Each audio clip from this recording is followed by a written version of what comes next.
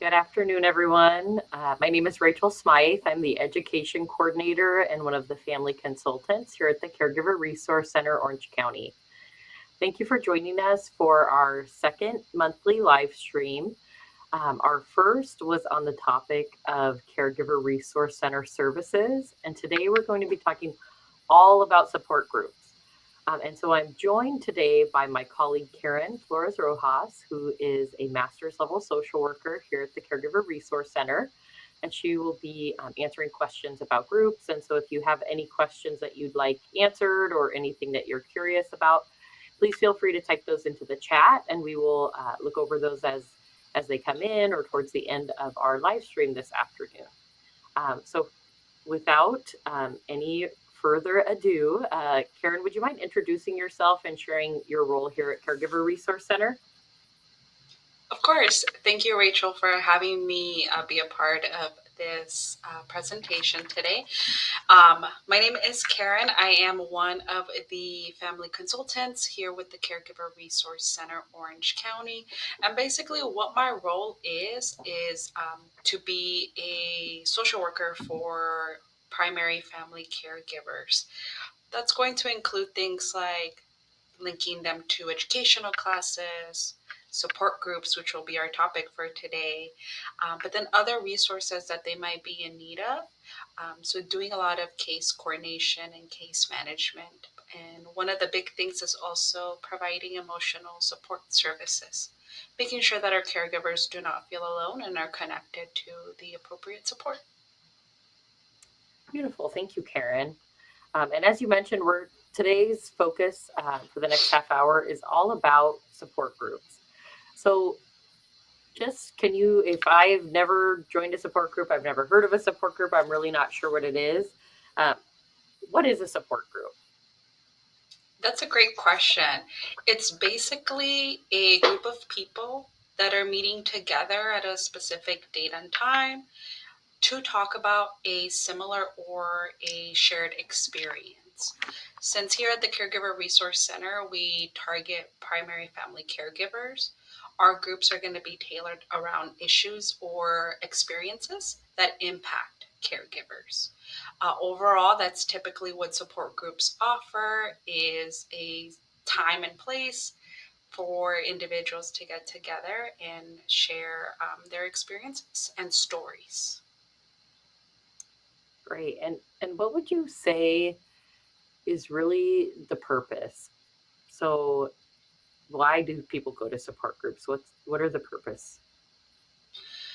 The purpose of support groups, there's so many reasons why individuals might want to join or why they might consider participating in a group. But the purpose, again, is to be able to offer an opportunity for you to connect with other individuals that might relate to the experience that you're going through. Again, highlighting our target population being caregivers, our groups are going to be tailored around those experiences that, again, are impacting caregivers. And so that's really the purpose of groups, is to be able to have people get together, talk, and not feel alone. I would say that's also one of the big purposes of a support group, is to reduce isolation and feelings of loneliness. Great. And as you mentioned, we work with family caregivers, right? Or primary caregivers and formal caregivers. So for caregivers, what would be some of the main benefits of them joining a group? Because I'm sure it's different for whichever type of group you're looking for. So specifically with informal caregivers or family caregivers, what are some of the benefits for them if they join a support group? Some of the benefits, aside from hearing other people's stories, is that this might be one of the first times that you're listening to someone's story that could be very similar to yours and offer you an opportunity to connect with somebody else. And what I hear a lot from past participants, current participants, is that they feel a sense of community. So another benefit is that you might be able to meet other people that have a really good understanding of your situation and what you're going through. And so a support group is also a non-judgmental space for you to express how you're feeling, how you're doing, maybe even talk about a barrier that's come up in your situation. Um, and that provides you with a chance to hear other people, maybe talk about how they problem solved some of those issues. And you get a lot of different ideas too. That's what I've heard from participants, is that they heard something that they hadn't tried out yet with their loved one. And so it's a great opportunity for people to get to know each other and to hear each other's stories. Yeah, absolutely. And what you said is so true, because a lot of the caregivers that have joined groups that I facilitated, of course, there's that connection, that community. But another big thing is oftentimes they feel like they're the only ones experiencing a certain behavior or a certain issue related to their caregiving. And then within the group, they're able to share kind of tips and tricks of what's worked. Don't bother trying that. And so that can really be helpful too. So I'm glad you shared that. And what can someone expect during a group? They've never joined a group before, no idea what it's going to be like. What can they expect? They can expect to, again, I want to emphasize listening to other people's journeys and experiences. They can, I don't want to say I can guarantee, but they might be able to hear a story that they can really relate to, and be able to connect with individuals that, again, have a similar or shared experience. Um, I can't speak for other groups in the community, but I know that for our groups, what individuals or potential participants can expect is that obviously they're going to be connected to other caregivers. They do not have to talk or share something when they're first joining. We understand that that could feel really intimidating. Um, but I want people to know that are listening is that you can just call in to hear a group and hear people's stories. You are not expected to share. Of course, the floor will be open if you do want to express or vocalize, things that you're going through on your first meeting. So I would say that you can expect to be treated with respect. You can expect to be welcomed. Um, all first time participants, I would say, have mentioned that they wish they joined a group sooner. So if you are listening and you're thinking, you're contemplating about whether to join a group or not, what you could expect is to, again, be welcomed, be in a safe, non-judgmental space, and be connected with people who will have a good understanding of your situation, at least with our groups. Great, thank you. And are there rules? Are there expectations with groups? What does that look like? And I'm sure it's probably different depending on which group you're in, but what are some kind of general rules or guidelines that support groups might have? Mm-hmm. In general, I would say support groups across the board, not just within our organization, but also in the community. Typically, some of the rules that are going to be part of a group is that whether it's virtual or in person, is that you hold yourself to that account of confidentiality, excuse me. So what is shared in the group stays in the group, and that you're also actively present. We highly encourage that. And so I wouldn't say it's really categorized as a rule, but we do want for our participants to, be in a private area, especially for our virtual groups, so that they can actively participate, be present, during the time that we're connecting and hear other people's stories, right? We also don't, um, or how should I phrase this? We want to refrain from giving advice to participants. That's not to say that you can't respond to something that someone shared, right? But we want to promote this safe space where people do feel comfortable sharing and not feel judged when they're maybe venting about a certain behavior that their loved one is experiencing. But just to again highlight, some of the main rules are going to be that it's a voluntary group, so you're going to join because you like to try it out.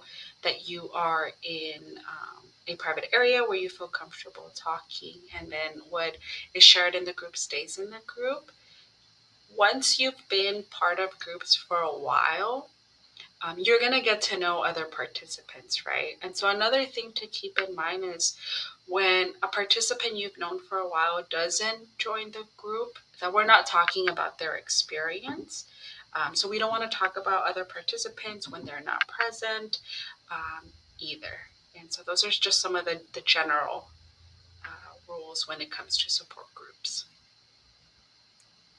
Thank you. And then, so with groups, again, if you've never joined a group, you're not sure what to expect. Are there different types of groups? Meaning, are there ones that are caregiving specific? Are there even more specifics within that? A lot of times people have heard of open groups, closed groups. Can you kind of share what does that all mean, and just a little bit more information about all of that? Yeah. When we're talking about support groups, I want to make sure that folks that are listening in have a good understanding that support groups differentiate from group therapy.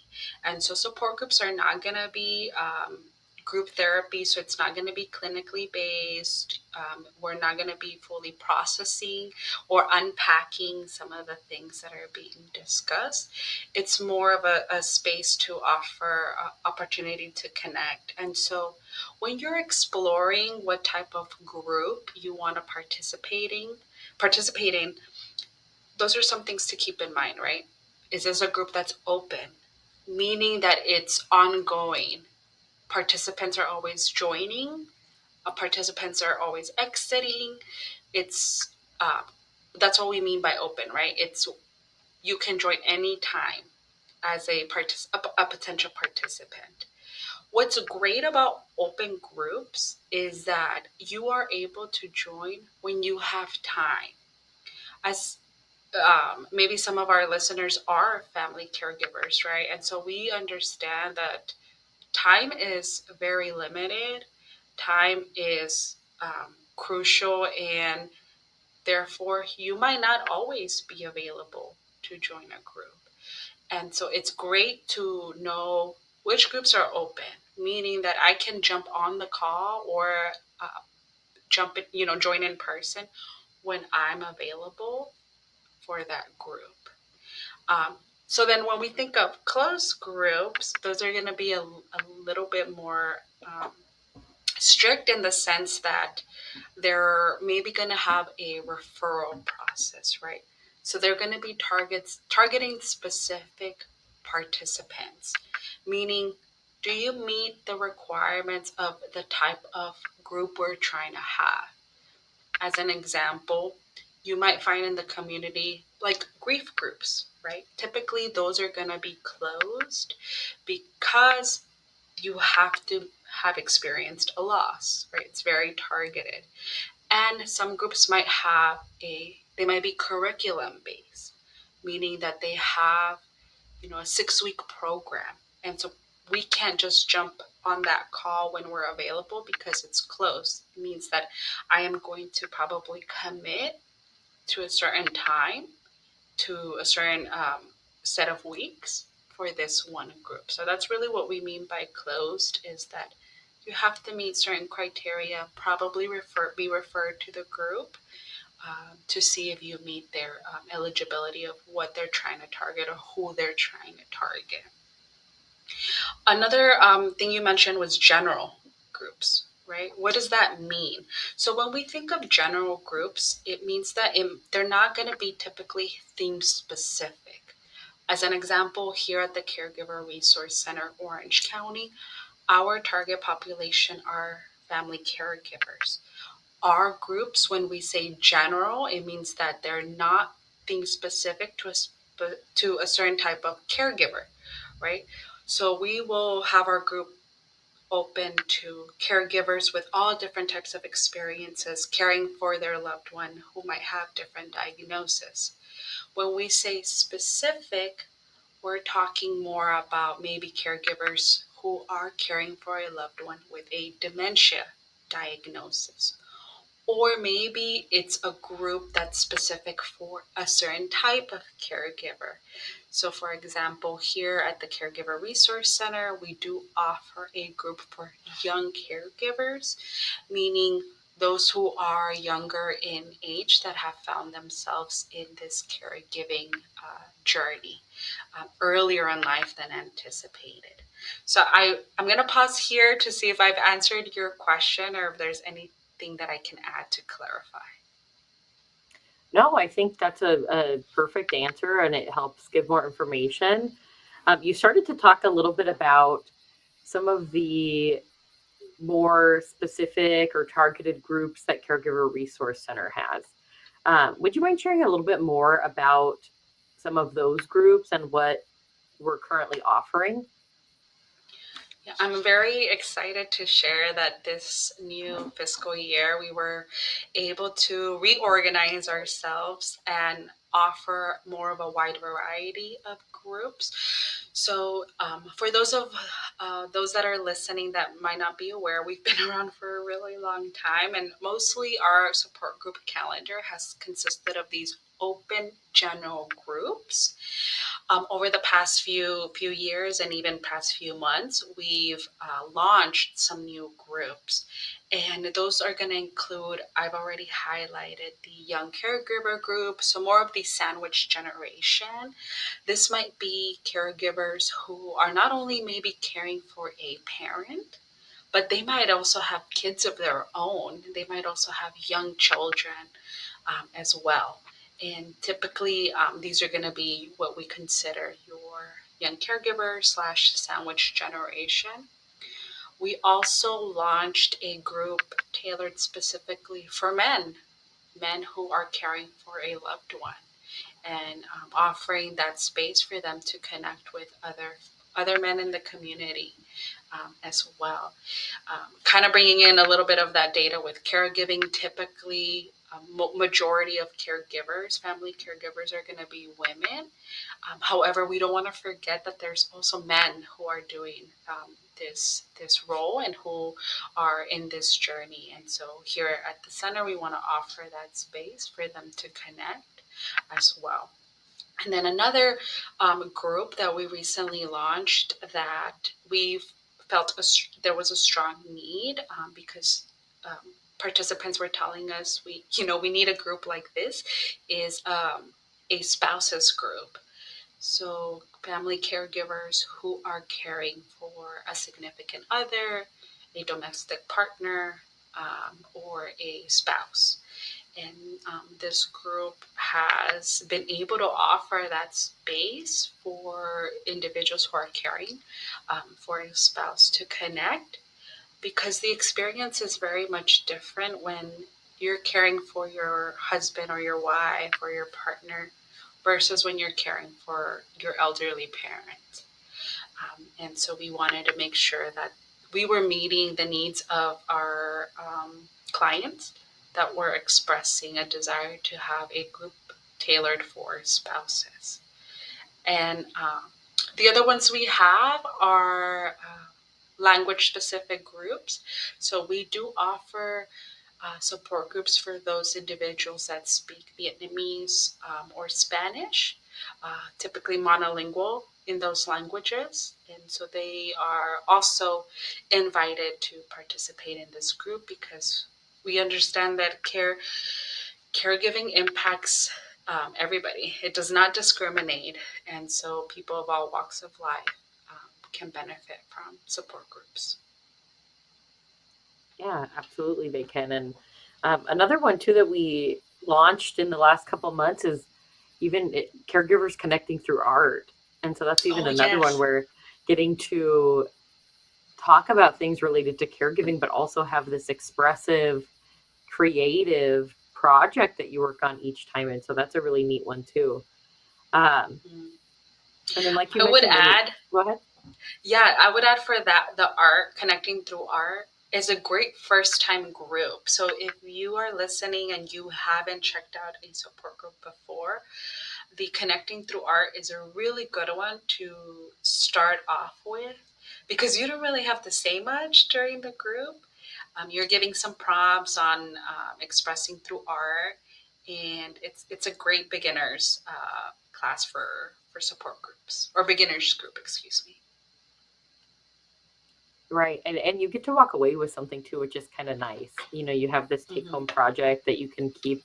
I actually have back here on my wall up there above that elephant is the first art group that we did here.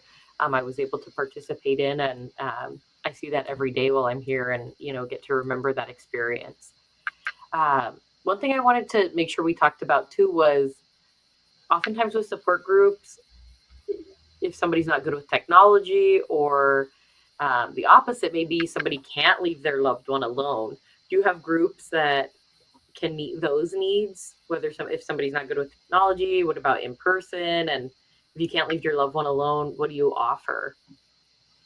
Yeah, thanks for bringing that up because we do find that that barrier comes up. And so, for those that do not feel comfortable with technology for whatever reason, we do offer in person groups. We are currently offering one in our Fullerton office. We are looking to expand because we serve all of Orange County to expand and offer in person groups throughout the county. We currently do have one in person. It's for Spanish speakers in Santa Ana. And so we're slowly launching those out to be offered in person for those that would prefer that as a platform instead of our virtual telehealth groups.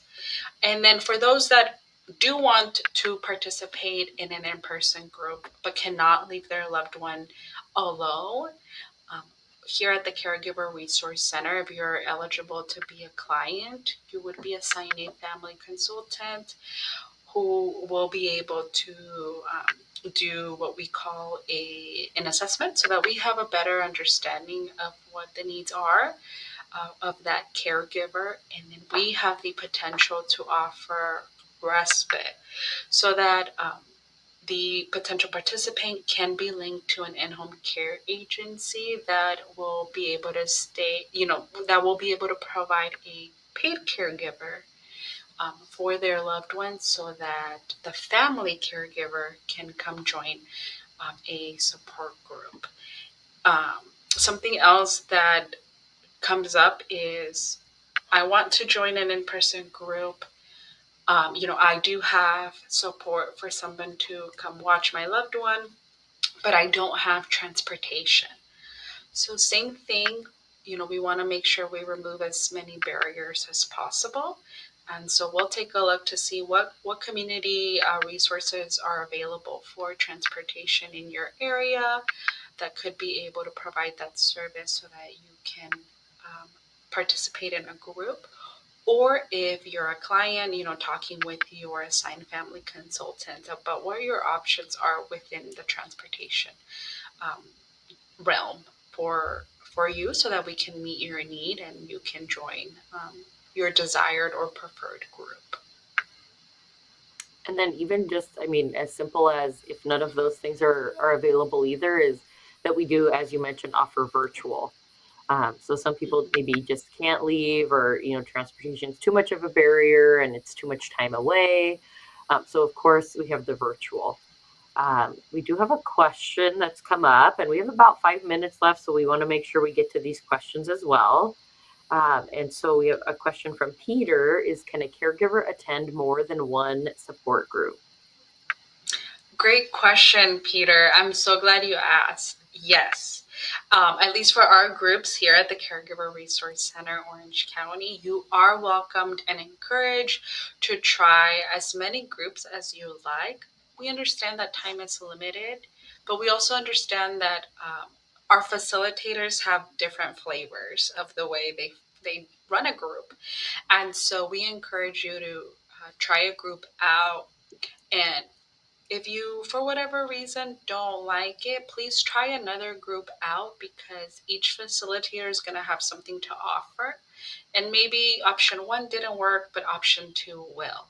And we encourage that for exploration, right? To see what you like and don't like. And it also offers the participant the opportunity to see what kind of group do I actually like. I've tried all the telehealth. Maybe I do prefer an in person group. So, to answer your question, Peter, yes, you are welcome to try more than one group out at a time. Great. And then we have another question from Janelle. Are the materials provided for the art support group, or do we bring our own supplies? Another great question. We are very fortunate to be able to, at this time, offer the supplies for the art group. So you do not need to bring anything for that group. All materials will be provided. Great. And then, you mentioned a number of different groups that are offered through Caregiver Resource Center. Um, where can caregivers find more information on the full calendar? What would you suggest? Mm-hmm. Well, there's a couple ways to get more information regarding our groups. So you are either going to be able to give us a call online, excuse me, call at 714-446-5030. That is our general line. And you're also welcome to check out our website. And I'm sure we can get that popped up as well. For our website, those that are listening and feel comfortable navigating the web, you're going to go to our services tab on our website and scroll down to the support group section. You can actually click on that, and the entire calendar for the month will be populated. And you can see all of the groups that we're currently offering, time, date. The only thing that it will not provide is who facilitates the group. So you are welcome to give us a call, let us know, I'm interested in your Monday afternoon class. Can I please be referred to the facilitator of that group? And then they will communicate with you directly to explain the group and provide you with the information needed if it's a virtual group, or our address if you're going to join an in-person group. And actually what's really kind of neat is we just updated our website that support group calendar does have links for each one. If you click on it, a flyer with additional information on that specific group is available where you can get a little bit more detail and then just reach out to us. We're happy to get you connected to a group. We have about 1 minute left. I'm not sure if there are any other questions or anything else that you'd like to add before we close out, Karen. We do have one other. Can caregivers go to different groups to see which one is best fit for them? So this kind of sounds like what Peter's question was about joining multiple groups. And we have a colleague here who would always say groups are like pairs of shoes. Sometimes they fit, sometimes they don't. Sometimes one's a little uncomfortable. And so sometimes we just have to try those different things to see what works best for us with our situation. And that's okay. We encourage you to do that, as Karen mentioned. Anything else, Karen, that you'd like to add? We welcome any sort of input regarding a group that maybe we don't offer. So if you're listening to this and you take a look at our calendar and you're finding yourself thinking, I really wish there was a group for X. We are always welcome to that feedback because we want to make sure we're meeting the community's needs, especially for caregivers. And so we encourage that input as well. Just wanted to throw that out there. Great. Thank you so much, Karen. And thank you for joining us to talk about support groups. Such an important and crucial piece of someone who's a caregiver, part of their journey.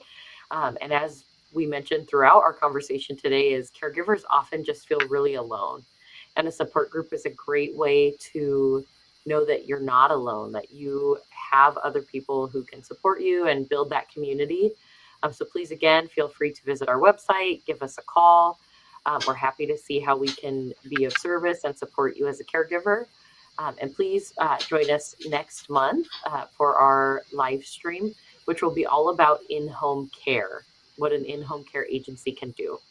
So again, thank you so much for joining, and we hope you have a great rest of your day.